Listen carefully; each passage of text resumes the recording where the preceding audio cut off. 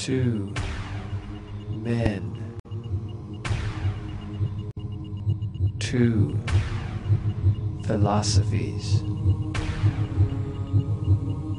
2 choices, 1 decision. You decide.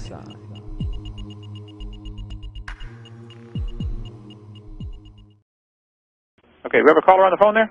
Yeah, we sure do. We have Jared on the phone. Jared, let me get over where I can hear, and we'll see what Jared has to say today. Go ahead, Jared.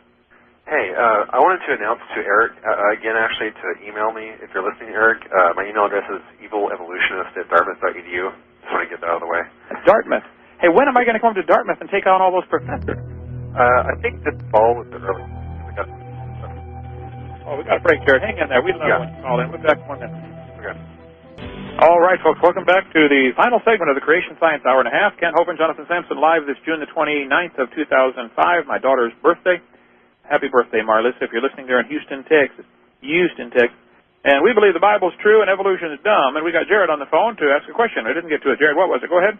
Yeah, I wanted to talk about your interpretation of Genesis and this explanation you have for everything that you call the call of man. That's the fall of man, I mean. The fall of man? Yeah, that's the term that you use. Sure. Okay.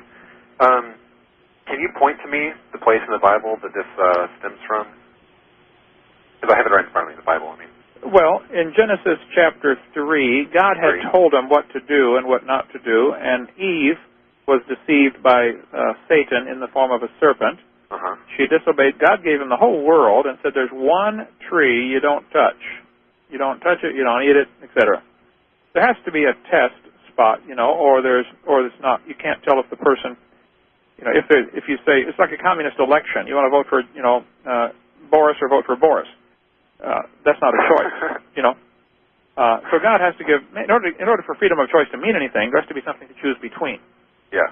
So God gave them the tree of the knowledge of good and evil. Okay, and Eve was tricked into taking it according to 1 Timothy chapter 2. Adam was not deceived, but deliberately chose to disobey God to apparently save his wife. Right. Okay, how do you know that the serpent that's mentioned in Genesis 3 is Satan? Good question. I guess there are New Testament references that talk about the serpent beguiled Eve. 1 Timothy chapter 2, I believe. I'd have to look on that. I guess that may actually be an assumption. Yeah, it seems like it is an assumption because when I read it, it doesn't say that it's Satan. It says it's just a serpent. It doesn't say that in Genesis, but I believe in one of the latter New Testament books.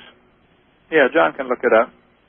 Don't you think it'd be kind of fishy for the Old Testament not to mention that it was Satan? Well, sometimes the New Testament, obviously sheds more light on that. Yeah, but surely you understand what it looks like to somebody who doesn't believe in any of this stuff. They would see that as, it doesn't actually say that, and the New Testament writers are coming along and trying to make it say something it doesn't say. Yeah. Kind of like the prophecy in Isaiah with Alma. It's the same sort of thing. Right. Let's see. I'm looking also, Jonathan. I have God's Word for Windows. If we type in Satan and Eve and see if they are in the same verse, but you may have a good point. Because Christians do an awful lot of that, assuming things because that's what tradition has taught. Turn my mic on there. Revelation 12:9 is probably the verse that people will refer to the most, and it says, "And that great dragon was cast out, that old serpent called the devil and Satan, which deceiveth the whole world. He was cast into the earth, and his angels were cast out with him." Well, yeah. I mean, you could have a reference to Satan, being instantiated as a serpent, but that doesn't mean that the serpent that's mentioned in Genesis is Satan. That's a good point. Well taken. I agree. Okay. Okay. So, regardless of whether it's Satan or not, I just want to recap what the story says. I think it's kind of interesting how it says, that the serpent is telling Eve, don't eat of the tree, because if you do, your eyes will be open to the knowledge of good and evil, right? Right. And he tells her that that God is basically lying by saying that she's going to die if she eats it. When she eats it, and when Adam eats it, they don't die, and they do get their eyes open to the knowledge of good and evil. And then God even says that at the end of chapter 3. Correct. Well, I think it's just kind of funny how, if you came at this from a neutral perspective, you would conclude that Satan was telling the truth and God was lying. Well, you have to define death, I think. I think we've been through this before. They did die in that they were separated from God at that moment. And death means separation. There are three types of death: spiritual death, physical death, and eternal death. They did separation from God? You mean physically? Yeah. No, physical death. Yeah, that's true. I mean, they used to walk and talk with God in the Garden of Eden, and now they could no longer do that. So they were driven out of the garden, actually. Okay, right. Let's talk about that. Now, is this the event that you call the fall of man?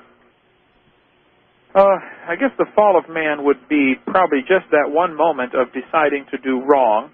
Just like my kids or grandkids, you can just tell by looking at them. They're making a decision in their mind. Daddy says no, and they're looking at you thinking, I'm not going to obey.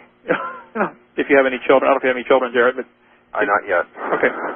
Well, I probably had that with your family, where you came to many decisions in your life where you looked at the alternatives and said, here's what I'm supposed to do, but I'm not going to do that. I deliberately choose wrong. What I know to be wrong, I'm deliberately choosing it. I would suspect you've had those moments in your life. Very long ago, yeah. Oh, you haven't sinned since then, though? I wouldn't say that, but I try to be as moral as possible. Oh, good. Okay. I don't consciously do stuff like that, but that's a whole other thing. I just want to get your explanation for this because you are basing your quote creation science on Genesis, and I want to know where you're getting this from. Well, it is true that many things that are taught in Christianity are based on the assumption because it's always been taught. Like people say, well, Satan used to have legs, or the snake used to have legs. No, all we know is he had to crawl on his belly, which means he had some other means of locomotion before that. It could be that he had wings and could fly. Could be both. Could be both. It's kind of funny if the snake did have legs because that would actually agree more with evolutionary theory. How would losing something help evolution? Losing legs. Now, gaining them might help. I think you have a misconception over what the term evolution means, Kent. I think people have already pointed this out before, that it doesn't necessarily mean, becoming more sophisticated. It just means changing to adapt to your environment. Well, I think I can show you textbook after textbook here in front of me that it means much more than that. But but your whole argument with the textbook is somewhat well taken with me. I think there's a lot of really stupid stuff